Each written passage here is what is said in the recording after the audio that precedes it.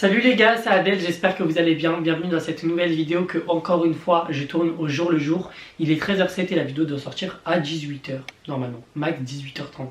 Mais bon, on va essayer de faire le mieux que je peux. Aujourd'hui, on se retrouve dans une nouvelle vidéo un petit peu particulière. Ça me tenait à cœur de la faire parce que j'en avais fait une pour la première fois pour parler de mon harcèlement, tout ce que j'avais subi, etc. Mais ça date un petit peu, c'était il y a 2 ans. Et j'avais pas encore les idées claires parce que je venais tout juste de comprendre ce qui s'était passé dans ma vie, etc. J'étais encore dans la période de réalisation entre guillemets. Donc du coup aujourd'hui j'ai décidé de faire un petit update, genre la vie d'après le harcèlement. Genre comment je l'ai vécu, comment j'ai réussi à en parler, comment ça s'est passé ensuite, quand j'en ai parlé, s'il y a eu des petits soucis, etc. Ce que je vous conseille par rapport au harcèlement, si vous êtes harcelé, si vous devez en parler ou pas. Bon, logiquement oui, je vais pas vous dire non. Mais voilà, c'est toutes ces petites choses. J'ai pris mon iPad pour avoir des petites notes. Alors, on va commencer. Il y a plusieurs parties dans cette vidéo.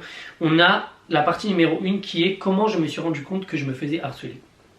On a la partie 2 qui est à qui j'en ai parlé. Et on a la partie 3 qui est la vie d'après. Donc on va parler de mes peurs de me refaire harceler, mes nouvelles amitiés, si j'ai peur de travailler par rapport à ça parce que j'ai peur justement que ça recommence, si ça en a joué dans mon échec scolaire. Donc du coup cette vidéo elle est en 3 parties et on va commencer sans plus attendre. Juste avant que la vidéo commence, n'hésite pas à venir me suivre sur mes autres réseaux sociaux, Snapchat, Instagram et TikTok. On est 1 million sur TikTok et 75 000 sur Instagram. Je vous aime parce que c'est incroyable. Du coup, on commence sans plus attendre avec le point numéro 1. Comment je me suis rendu compte que je me faisais harceler? Alors, moi personnellement, je me suis rendu compte que je me faisais harceler parce que c'est une fois, je pensais à ma vie, tout simplement. Et c'était à la période où j'ai commencé à être mis en avant sur les réseaux sociaux. C'était quand j'ai sorti la vidéo, vous savez, c'était en février 2022, il me semble. Et je me suis rendu compte vraiment à ce moment-là que c'était vraiment grave. Je m'en suis rendu compte aussi pendant ma terminale en fait, mais je m'en suis rendu compte bien trop tard du coup, vu que ça avait fini en première. Mais je pense que ça aurait pu se finir plus tôt si j'en aurais parlé plus tôt. Mais du coup oui, je me suis rendu compte très tard que je me faisais harceler, que je m'étais fait harceler du coup, parce que ça s'est fini en première, je m'en suis rendu compte en terminale. Quand je me suis rendu compte que je me faisais harceler, donc de ma 6e jusqu'à ma première, la première en fait, j'estime que c'était la fin, parce que ça a été par les mêmes personnes durant toutes ces années, et elles ont arrêté de me faire chier quand j'étais en première. Ensuite, ce qui s'est passé, c'est que je continuais de temps en temps à me faire insulter par des inconnus dans le couloir du lycée. Et même après, du coup, ça a continué sur les réseaux sociaux. Alors, je veux pas dire que c'est du harcèlement sur les réseaux sociaux parce que harcèlement c'est répétitif, etc. Il y en a qui reviennent tout le temps sous mes vidéos, oui. Mais ce n'est pas non plus la même manière que certains subissent, ou même j'estime que c'est pas du harcèlement pour moi. C'est juste de la méchanceté gratuite.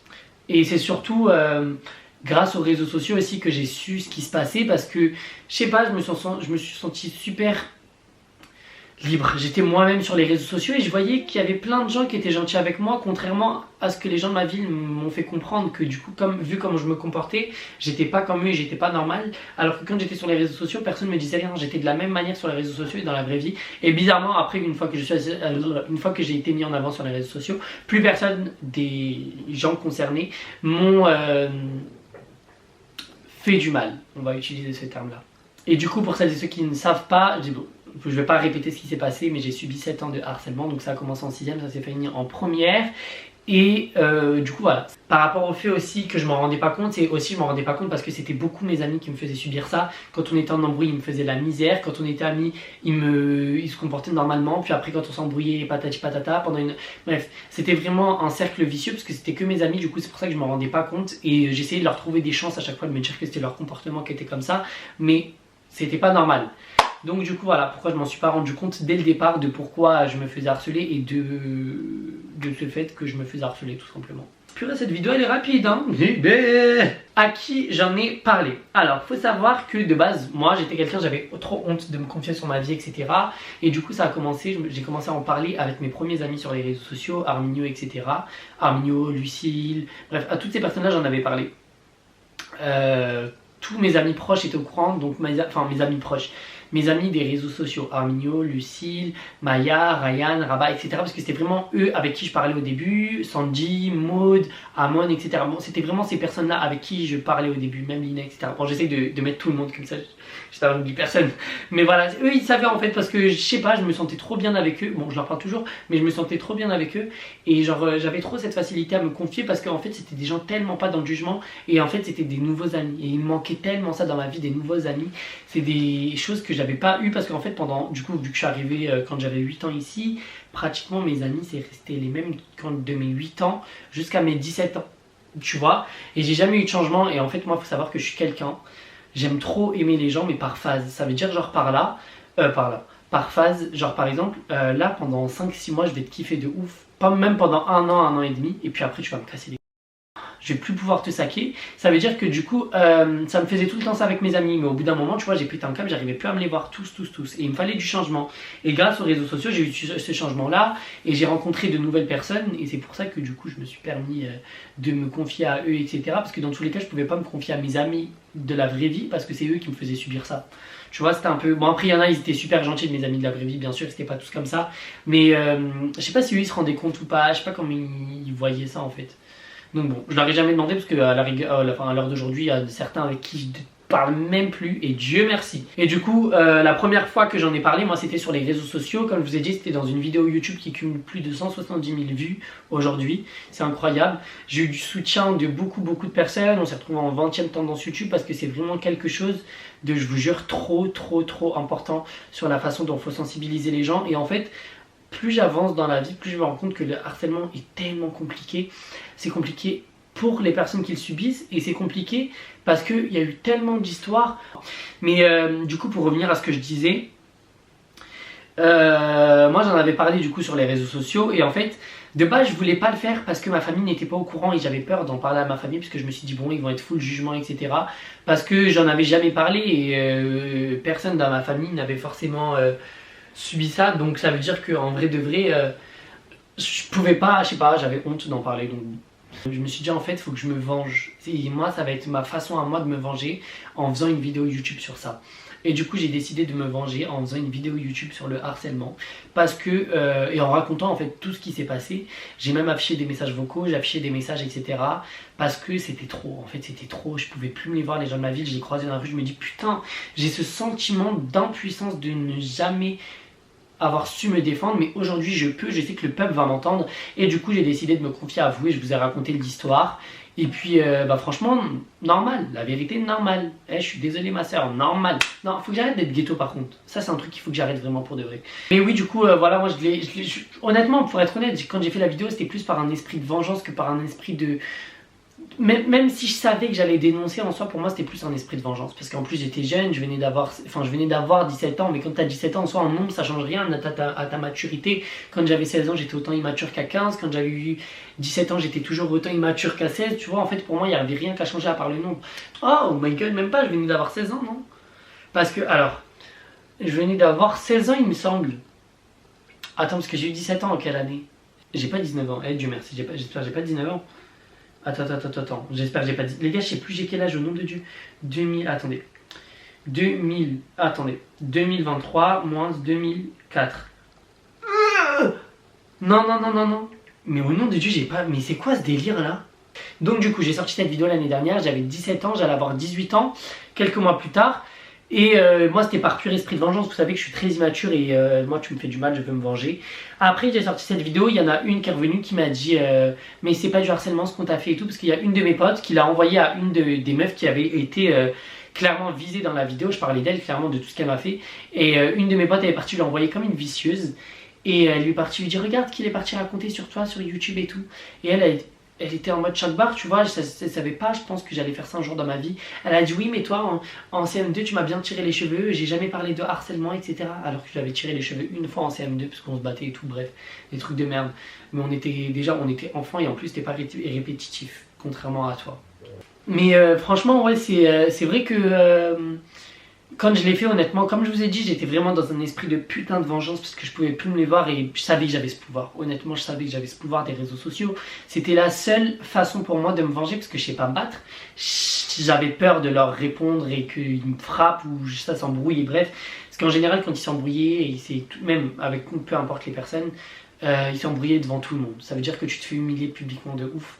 Donc je voulais pas m'embrouiller publiquement parce que j'avais pas encore assez de la bouche en fait pour m'embrouiller. Par contre quand je l'avais, mais quand je l'avais pas, je l'avais pas. Du coup je vous ai dit qu'il y avait plusieurs personnes qui m'avaient contacté, qu'ils étaient non. Pas plusieurs personnes, je mens. Il y en a que deux. C'est pas plusieurs. Deux, c'est pas plusieurs. Une, elle s'est excusée, elle m'a dit je savais pas que j'avais été au tournoi, etc. J'ai pardonné, il n'y a pas de problème. Je lui ai pas répondu, mais moi, personne. Mais en fait, j'ai pardonné à tout le monde parce que je m'en fous. Parce que maintenant, voilà, c'est passé l'histoire. Mais cette fille-là, quand même, elle est venue s'excuser. Ça m'a choqué qu'elle soit venue s'excuser, mais pas autant. En fait, je me dis, c'est pas maintenant que je fais ma vidéo YouTube que tu dois venir t'excuser. Ça y est, bah, enfin, t'as plus à faire ça. Mais bon, après, voilà, après. C'est compliqué encore une fois ces choses-là, mais je sais pas comment le prendre. Dites-moi dans les commentaires si vous l'aurez pris comment. Genre une fois que vous en parlez publiquement, les gens viennent s'excuser. En fait, je trouve ça lâche et je trouve ça tellement bête. Bref, la personne elle m'a dit que clairement elle n'avait pas capté qu'elle avait fait autant de mal.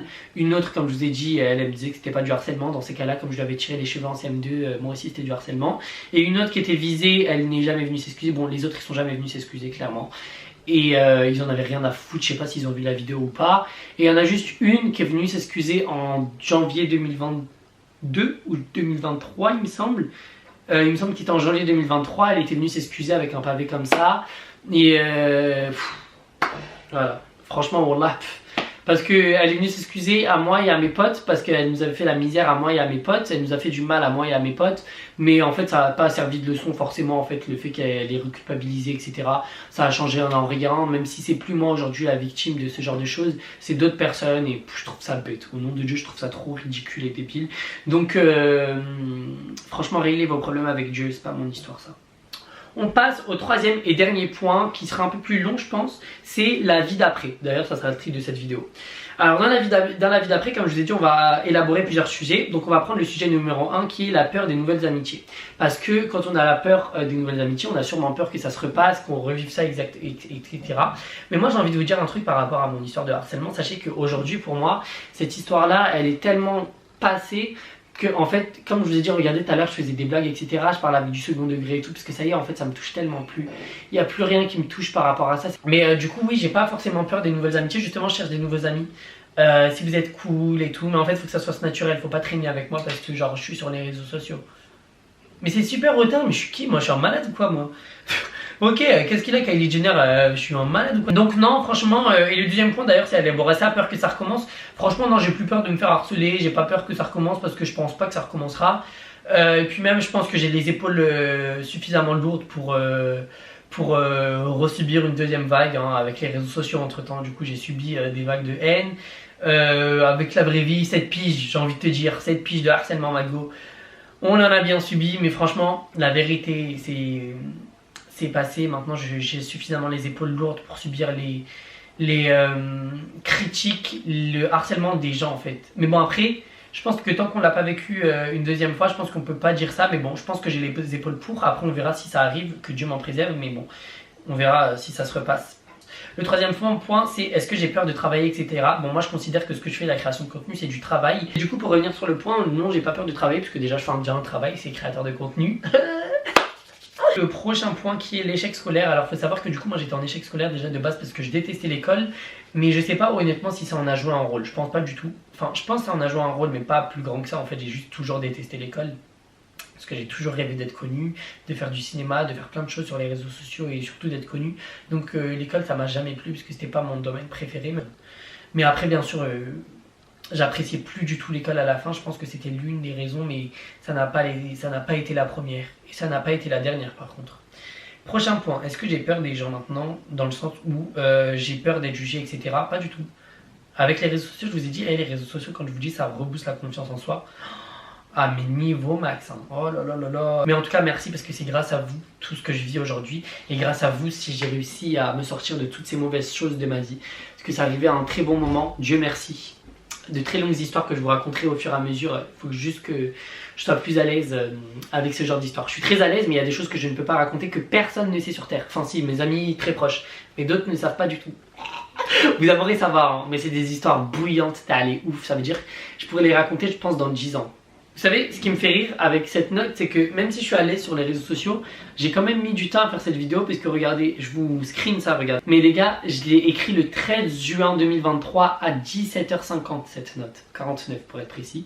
Et J'ai jamais fait ça. Donc j'ai mis juin, juillet, août, septembre, octobre et on est en novembre demain. J'ai mis pratiquement 6 mois à sortir cette vidéo et à la tourner déjà parce que je ne me sentais pas encore à l'aise déjà pour le faire, mais maintenant plus le temps passe, plus je suis plus à l'aise et franchement merci parce que c'est grâce à vous et aujourd'hui je le fais enfin. Maintenant je vais juste vous donner des petits conseils pour celles et ceux qui subissent du harcèlement. Déjà il y a des numéros verts qui sont mis en place par l'État. Les numéros verts qui sont mis en place par l'État qui est le 3018. Je me suis trompé tout à l'heure, je vous ai dit 3919 alors que c'est pas du tout ça. C'est un numéro vert qui est anonyme, confidentiel, qui est disponible 7 jours sur 7 de 9h du matin jusqu'à 23h. Donc franchement, même si vous avez personne dans votre entourage, appelez ces numéros-là parce que s'ils sont mis en place, c'est que ils sont là pour ça. Parlez-en à vos CPE, à vos parents, à vos frères et sœurs et tout. Ne faites vraiment pas comme moi parce que force à toutes les personnes qui sont victimes de harcèlement. Et si vous êtes témoin de harcèlement et que vous en parlez pas, c'est que vous contribuez au harcèlement de votre ami ou de la personne qui subit cet harcèlement. Sachez-le.